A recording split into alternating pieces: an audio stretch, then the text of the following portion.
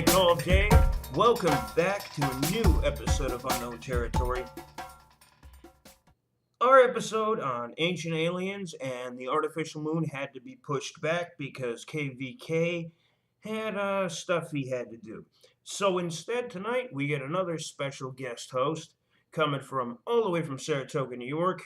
Into this studio is DeamonBlack, and we're going to be talking about some unusual cryptids. Why don't you say some highs?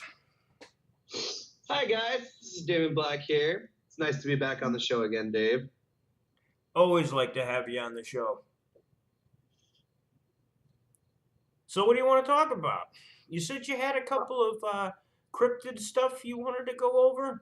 I had a couple of things. I mean, ladies and gentlemen, this is kind of coming off the cuff, but we wanted to deliver to you guys. We wanted to deliver a show on time this weekend, as I promised. And yeah, we don't want any shortcomings. Absolutely. And DeamonBlack always delivers. So, you said you had a couple of cryptids to talk about? Because I came up with a couple myself, too. Why don't you lead off? I think my favorite cryptid to talk about are skinwalkers, wendigos, shadow people, but I've talked about shadow people before. So that was the last episode I did with you. But I think wendigos and skinwalkers are a very interesting topic to discuss, as they've been talked about through a lot of Native American Indian lore. And it's very weird how many stories and everything. And I read a lot of stories and heard a lot of stories from little shout out to B Busta. I've heard some from Lazy Masquerade, all inquiring the same thing. Good creepypasta narrators. Yeah, very good ones. Very good ones. And if you viewers that are listening to this channel too want to check them out, they're always for a good time and great stories. They have amazing ones. But I guess what I'm trying to say is that the one thing in common that skinwalkers and wendigos have is they always call out to the person in somebody that's familiar to them or a voice that they've heard. And it's usually trying to call you out farther away from probably a party group that you're with, or if you're by yourself. And the one thing you should remember, if you hear your mother's voice and your mother's not with you and it's out in the woods, chances are she's not really there,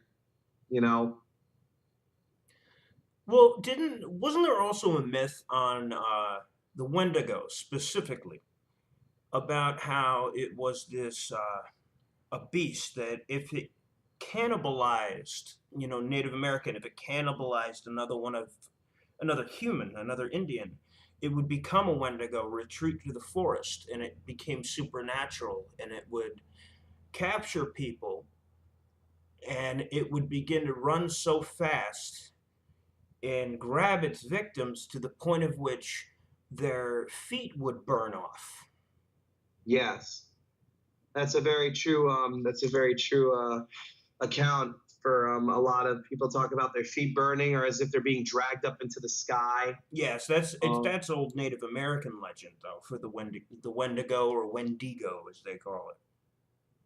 I think my favorite story about the Wendigo is it takes place probably during the 1800s, and it's a fur trapper who has an Indian guide who is showing him around, and the winter's getting, colder.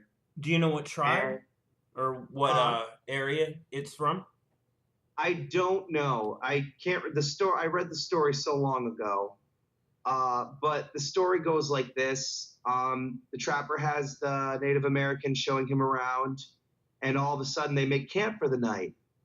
What happens next is the wind starts buzzing and howling, and the Indian starts hearing his name out in the forest, and he starts to shake. Now, not to interrupt you one last time. This is all I want to ask. Am I remiss by saying this does have something to do with an owl being seen first, calling a name, or is that a separate myth. That's a separate thing. If an Okay. owl calls your name, it can mean a couple things. One, if an owl calls your name, it means death. If an owl calls your name, it's also an ill omen. It's never been discussed about whether or not it's directly linked to a Wendigo sighting. Okay. I promise I will not interrupt you anymore. I thought there was a connection there, but go on. He started to feel uneasy. I mean, you could be right. I mean, but these are only the things that I No, know. I Sure think you're there's actually more. correct. I think I might have mixed up my legends. It's all right. So the Indian was out and starts to get the shivers. Go on. I will not the interrupt. wind starts blowing and it's snowing and howling and the wind, the fire begins to crackle pop. The Indian starts hearing his name and the trapper is like, "What's wrong? What's wrong?" And the Indian wouldn't answer. And the thing continues to call his name and the Indian gets so scared he runs off into the night, screaming, trying to get as far away from whatever this is as possible. And for some weird reason, the hunter's only hearing the wind, but the Indian, DeFeo was his name. The Indian's name was DeFeo. And for some odd reason, DeFeo keeps hearing his name, but the trapper doesn't. So the latter of the story is... So he was marked for death, only he could hear his own name. I think, yes. So, which isn't uncommon because sometimes there's these things that can, supernatural beings can call out your name, no one else can hear it, which makes it even look like you're going crazy. So he runs off into the woods. The hunter goes after him and starts to look for him. He keeps calling his name as the wind is blowing and it's howling, and all he can hear DeFeo is like, "Oh, my feet are burning. Oh, my feet are burning." And he hears this, and it seems like it's getting farther out in the woods and farther away. So that's what I mentioned. In the end, what happens is the hunter sees that there are tracks, but the tracks look like that they were being dragged up into the air. So the tracks just disappeared out of the snow. Yes. And there's like a small burn mark or burn mark into the ground a little bit. So meaning that the Wendigo has taken DeFeo and has eaten DeFeo. Now, Wendigos are also known as, when they don't eat, they start eating their own flesh as well, and until they find somebody. And then when they eat the flesh of that person, their flesh returns because they're actually wearing the strips of skin from the person that they've taken. The previous victim. Yes. Another creepy thing about Wendigos is that they seem to mimic voices that are familiar to the person that is related or is a friend of that person. Yes, you did bring that up earlier. Yeah, and they practice them too, which is really weird. They don't always get it right. There's still some sort of malformation in the voice, but it sounds pretty close. So when the person's being called that you think is calling you, it sounds like they have a cold almost. So it's so close, but it's not quite right. It's almost unsettling. It sounds like them, but it's not quite them. Right. Which is very interesting because, I've read a lot of stories where people actually run into the woods to go save whoever it is or find out whatever it is, and, they end up dying, of course. But then there's other people, and I've only read these few accounts that are really smart and realize that, wait a minute, this person isn't with me, or why would they be out there? And I don't know if it has something to do with a trance thing or if that voice is just so powerful that it just calls to the person, that thinking that they lose all reason and they go running out into the woods. Well, there's a term, when they find these bodies. I believe it's called hypoxia. No. Hypoxia is when you're running out of air. Paradoxical undressing. That's what it is. In which they will be so cold that they feel warm and shed their skin, their clothing over their skin, and they'll just bolt and they'll freeze to death. And this is something that can possibly be attributed to the Wendigo myth as well, of oh, this person, because their feet are black, looking like they were burned against the ground, but in essence, it was just hypothermia, turning the skin black. There's so many different ways, so many different theories, but the Wendigo myth is one I've always really liked because I am 50% Cherokee, and I know the Wendigo isn't part of our mythology to my knowledge, but I've always found these Native American myths to be just totally fascinating. Do you have anything else to add to that? I think actually these, and I may be crazy because, I'm also a skeptic, but, I've gone through so much stuff, especially when we were kids. We've seen our fair share of things Yeah, we that have. I do believe that that these things exist. I was starting to think of, if you remember the one story of where our friend Ryan or Brian was out in the woods and you thought you heard my voice walking around, and you Didn't I called tell out my that name, story but last nobody time? answered. Huh? Didn't I tell that story on a previous podcast?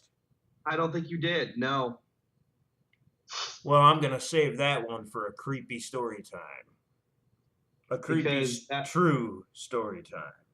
because out in out in the golf course there, that area, there's a lot of weird stuff that happened, and especially in Plotterkill where I used to hang out all the time, my voice was heard there too. That was another strange occurrence. Yeah. All right, we're reaching about the first break, and we're going to be right back for this Unknown Territory minisode. We covered Wendigo, and we can get into some creepy shit real soon, ladies and gentlemen. So we will be right back.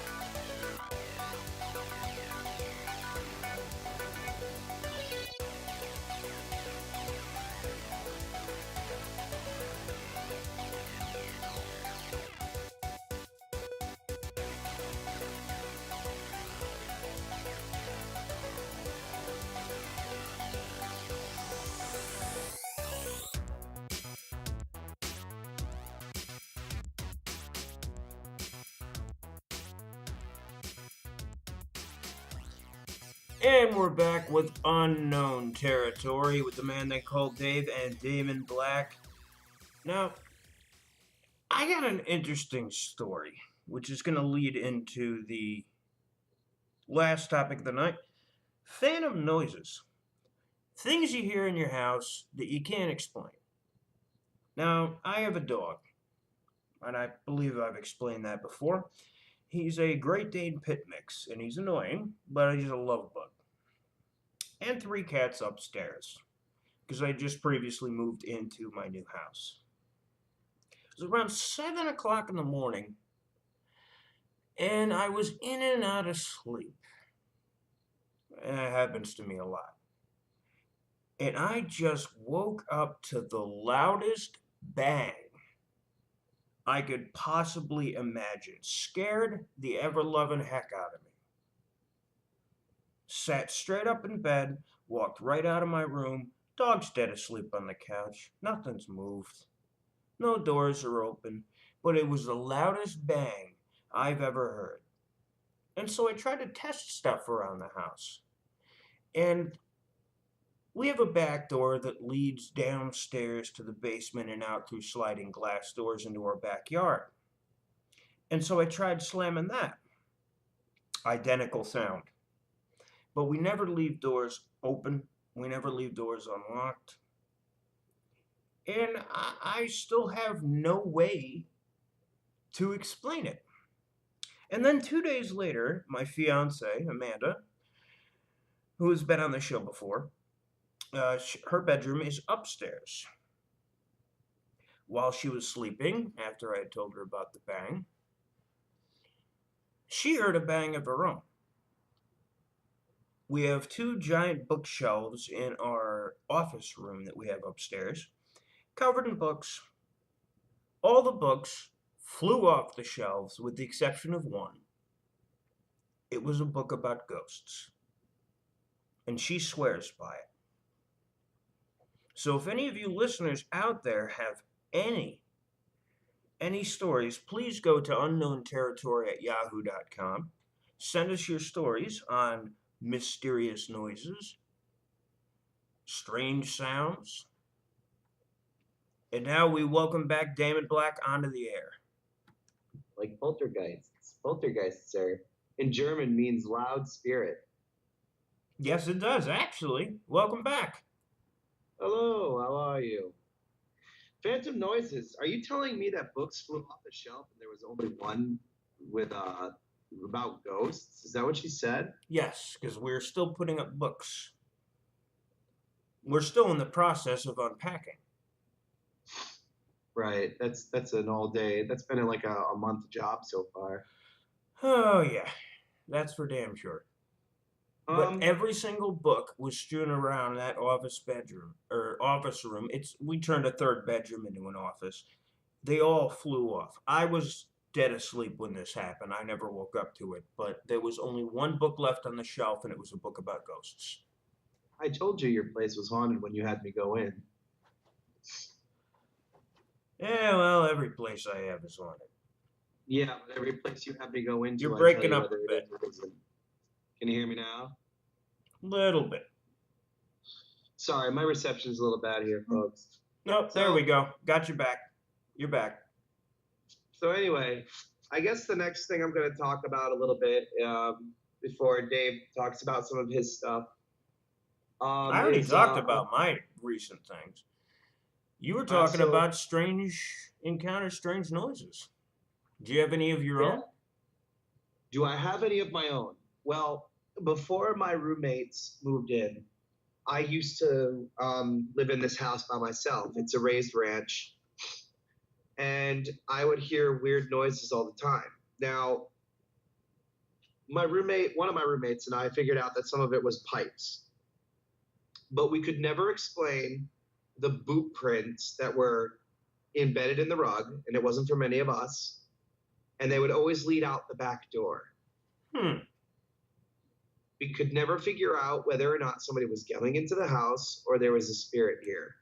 I actually do believe that there was a spirit here at one point, but since I've been saging my house regularly, either it's paralyzed and asleep or it's gone. But well, now you do consider yourself mystic, correct? Yeah, I'm a mystic. Okay, just for the listeners' sake. Yeah, I've been practicing since I was 16, maybe a little younger. You don't know who's listening and if they know what sage actually means when it comes to something like that. So it's good to explain. But I always believed that sage with certain spirits either just paralyzes them. It doesn't null them completely. So it's like a quick fix to a long-term problem sometimes. Not all spirits are evil either. But a lot of shows that you watch, they always talk about bad spirits. Of course, they always have to focus on the negative. Of course. But yeah, so anyway, I'm getting off topic. So the one phantom noise I've had happen to me was back when I lived in Latham. My mom owned this giant house, and she was married to a saxophone player at the time. And I decided to go down in the basement, and I'm sure you know about that basement, Dave. Yes, I do. I just did an EVP one night, so I left my recording down there. And I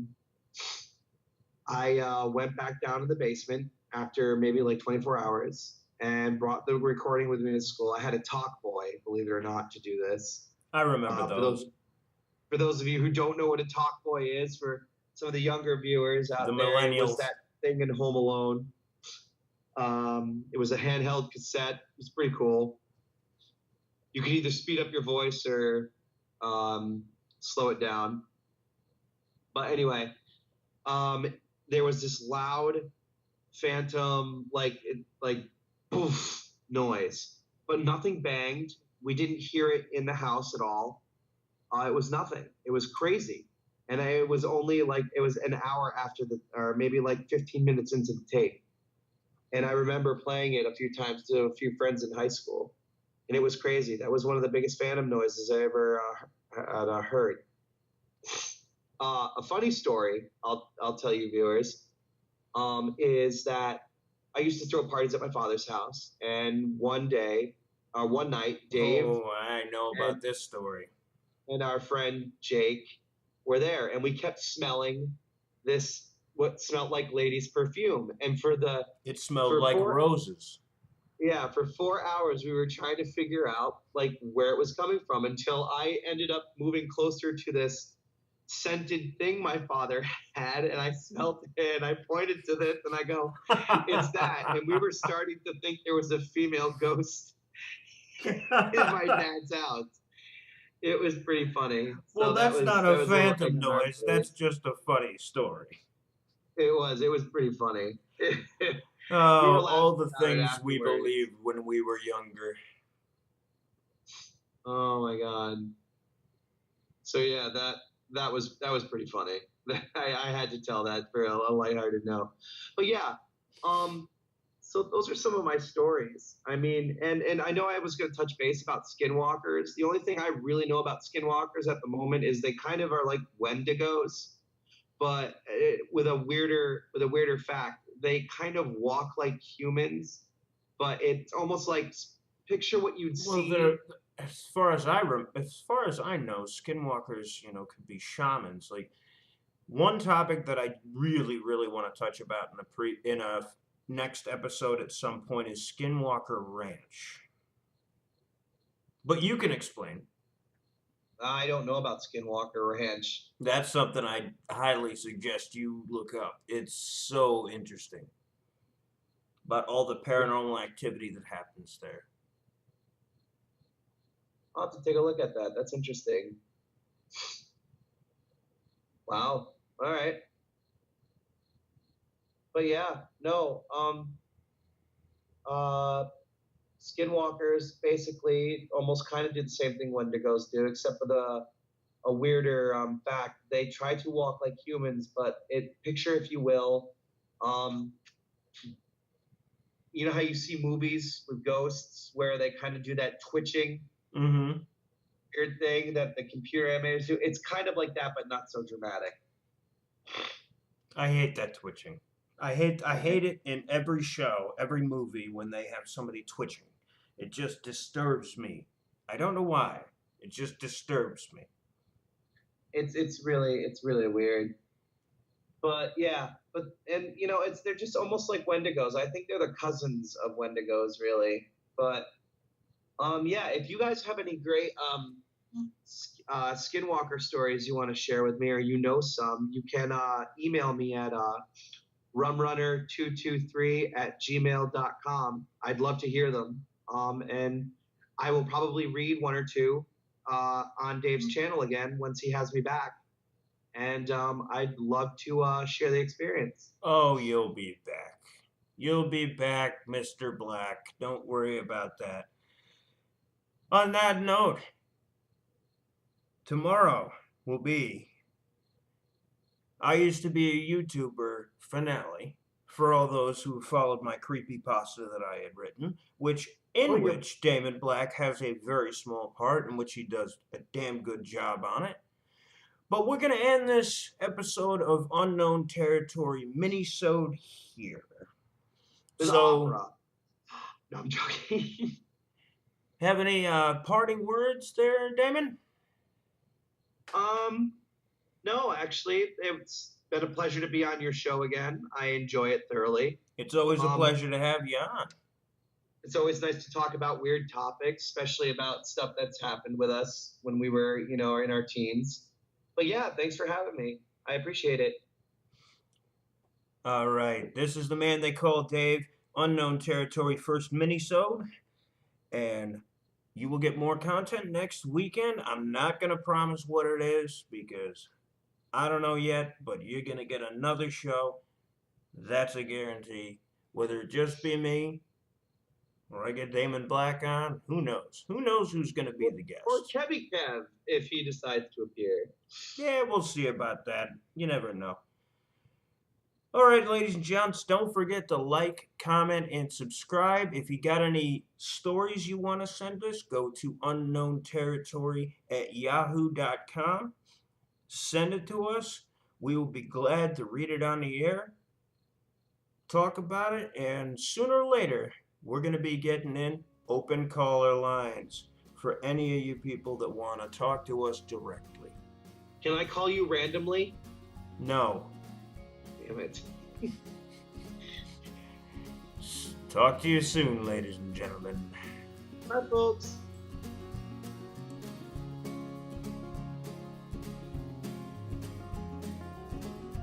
Hey, Jojo, yeah, I know your name.